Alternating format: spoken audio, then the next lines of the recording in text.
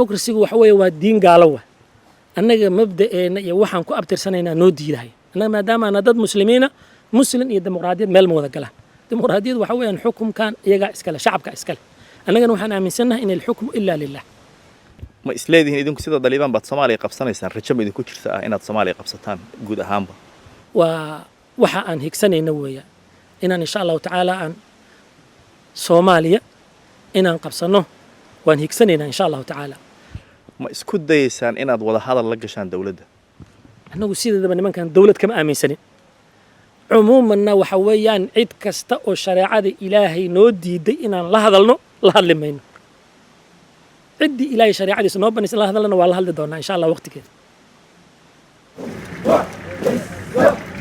These graduates will soon be sent into action. Al-Shabaab leaders know that the West is running out of patience with the Somali government.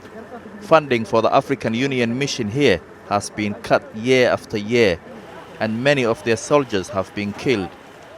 They also have their own issues to deal with at home and are scheduled to leave Somalia in 2024. Al-Shabaab are playing a waiting game.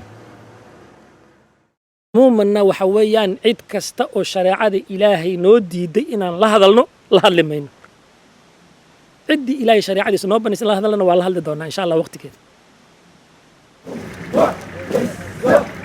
These graduates will soon be sent into action. Al-Shabaab leaders know that the West is running out of patience with the Somali government. Funding for the African Union mission here has been cut year after year, and many of their soldiers have been killed.